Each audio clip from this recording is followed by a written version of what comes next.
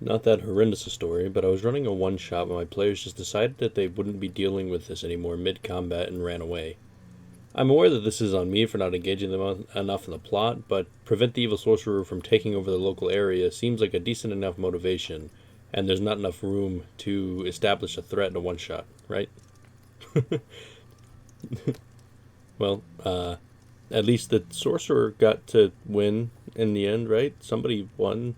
Good morning, good afternoon, and good evening, wherever and whenever you are. I am Rune from Rune'sGuild, and this is another episode of RPG Horror Stories. So before we have even longer of an introduction, let's go ahead and roll some posts. In 2020, I ran Rime of the Frost Maiden, which will also be my last time GMing, ever granting me a sense of huge paranoia. Uh-oh. My game was incredibly popular because the listing on Roll20 was all for paid GMs a week before release, whereas I was the only one with a free listing. I had over 140 applicants due to everyone being home for COVID lockdown, and assorted through the 200 DMs until I found what I believed were the perfect applicants. Drin, a half-elf drow, friends with problem player, revealed to be metagaming too. Bastion, a wolf tribesman barbarian, friend of mine who has 6 years of GM experience. Zenith, satyr druid, a nice girl. Melvin, gnome and then Aasimar problem player.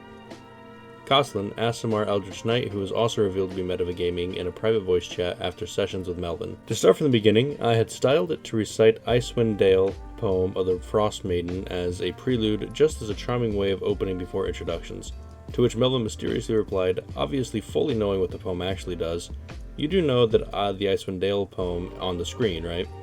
After the session, I asked Melvin what he meant by that and asking if he had played Rime before or have been reading ahead.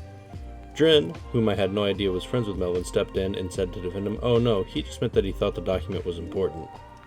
Right. For a bit more context, I specifically said before the first session, I want you to play a character you're passionate about rather than playing what you feel the party needs, and grant yourself a purpose to permanently glue yourself to the party. Lo and behold, after session 3, Melvin asked to switch to a female Aasimar paladin from Gnome Rogue, to which I ask, why?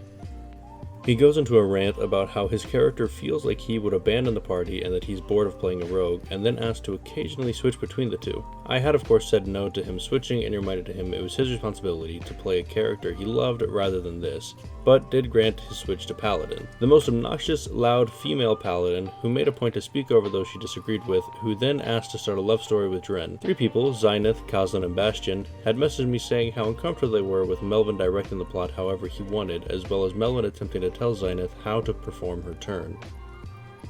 "Heal Drin! Don't use your short bow, use your cantrips. Don't you have Moonbeam?" Of course, as a part of his character. Things finally hit ahead when we entered a kobold-filled cave. I had felt unnamed kobolds were too weak for a level unarmed kobold. I had felt unarmed kobolds were too weak for a level 4 party, and decided to place 2 animated armors in a part of the mine. When the party encountered them, Melvin finally dropped his facade and revealed to everyone, "GM, those aren't supposed to be here." Everyone grew quiet before I promptly kicked Melvin out of the Discord, out of the Roll20, and out of my hair before Drin decided to join him. Coslin, feeling guilty, revealed that after the second session, Melvin invited Drin and Coslin to a Discord call, where they read through the entire module together and made plans as to what to face together as a group. Melvin then messages Bastion, my friend, saying he had fun playing with him and he felt that he wasn't cheating because he was only reviewing what they've been through so far. That's obviously a lie based on what was just said. A lie Coslin quickly told me about, to which I exposed him with screenshots in their group DM before he blocked Coslin and faded into obscurity again. I don't know why people feel the need to cheat, even ever so obviously. All in all, I lost my passion for about a year, and after that, before continuing as a player, forever paranoid. I think I still am a little paranoid to this day, but I'm hopeful of my future in tabletop. I said it a few episodes ago, maybe 1 or 2, I don't remember. I just know I went on a huge rant about people cheating in D&D, and I just don't get it. Like, why? What's the point? Like, what do you get out of knowing what's gonna happen? Isn't part of the fun of playing, like, having to actually play? I don't know, it feels like if you're gonna play, like, think of it like a video game, right? It's your first time ever playing a video game, and you go online and you read every single possible strategy to play. The ending gets spoiled, every end of every mission gets spoiled, everything is just ruined for you. Like, how do you still have fun when you know every single thing that's going to happen? I don't know, I don't get it. And I mean, good on the DM though. Once he had like definitive proof, he was like, okay, nope, you're gone, bye-bye. To which I would do too, because I don't know, I can't stand people cheating. But I don't know, I mean, at least the players sort of came clean, and hopefully this guy can have fun playing in the future, and maybe he'll give DMing a shot at some point if he ever finds a good enough party to do it with.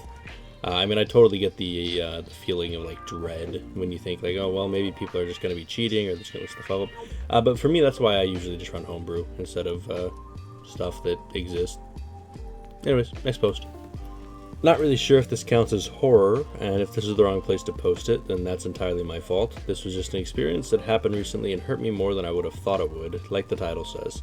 I just needed to get off my chest. Also, I'll say here, Critical Role gets mentioned a few times. While I like the show, if this had been my first introduction to it, it might have turned me away from it. Uh-oh, that's never good to see.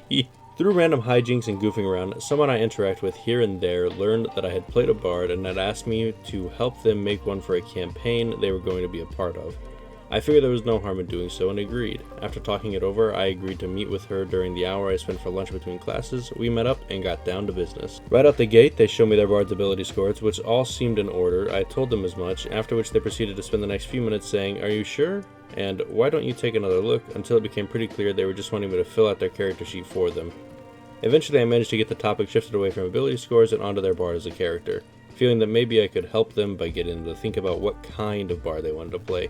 Then came to the part of the story that hurt me. Anyway, I tried to get the person I was helping to consider who their bard was as a person, to then maybe inform how to arrange their ability scores.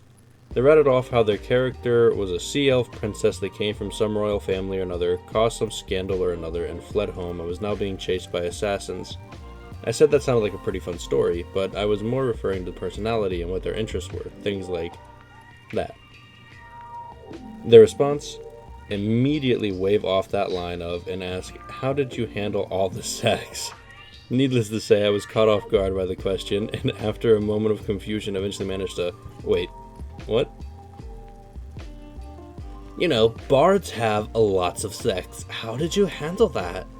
At this point, I was starting to feel pretty awkward. A big part of why being at the campaign I was in, where I had played my bard, also involved my girlfriend, and we had coordinated our characters' backstories and plots to include a romance, with her character being a confident adventurer that was always ready to face a challenge, and my bard being a charming, charismatic showman from the same village as her, at first glance. In reality, when not playing up the theatric for others, he was quiet, mild-mannered, and smitten with my girlfriend's character, and plagued with self-doubt, convinced that there was no way my girlfriend's character would ever take an interest in him. I explained all this to the person I was helping as an explanation of why my bard didn't sleep around.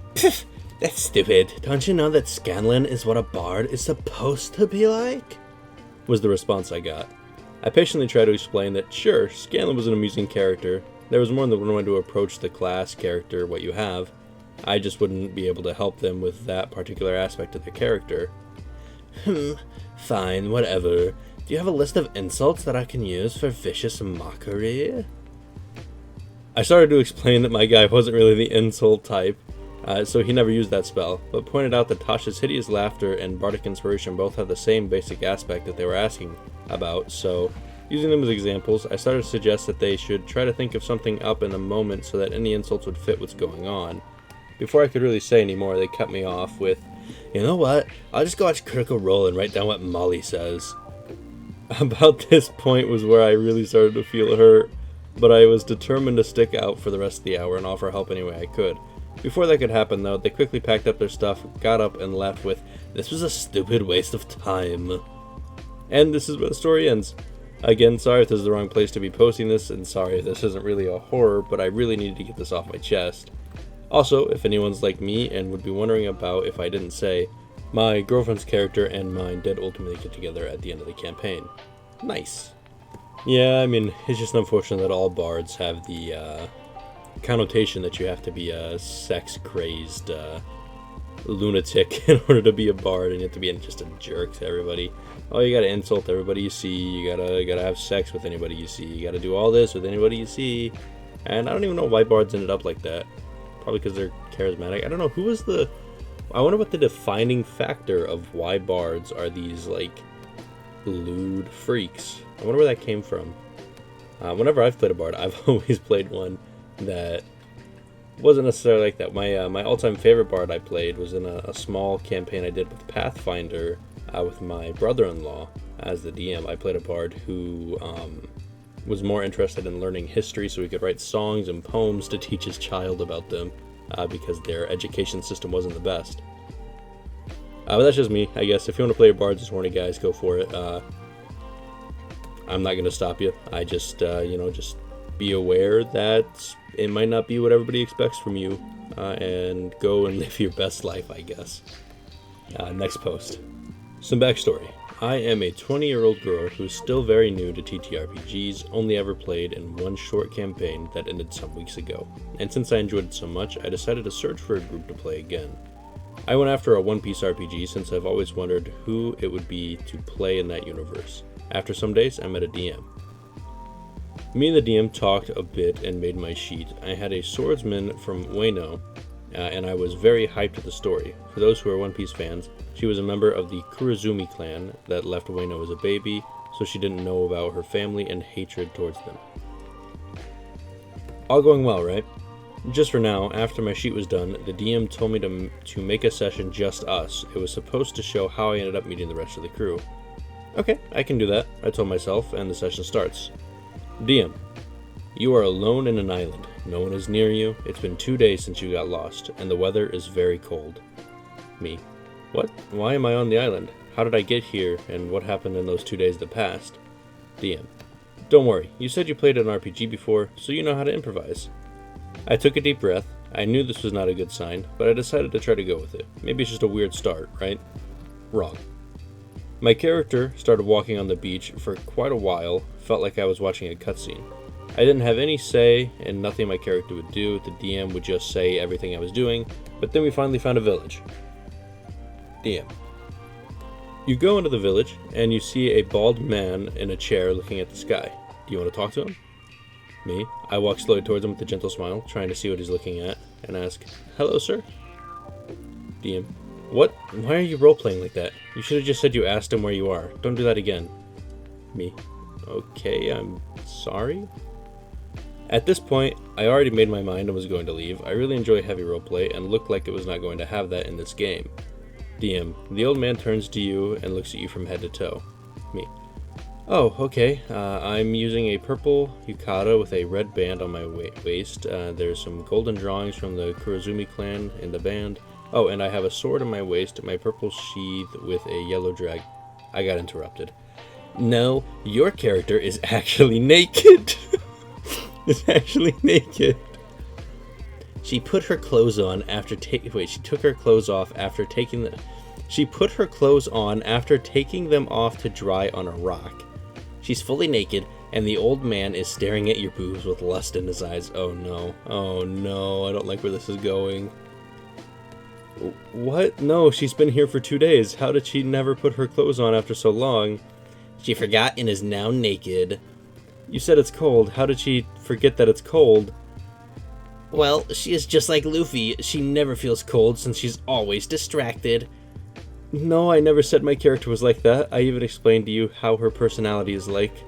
She is. Now, let's continue. She's naked and the old man is going to...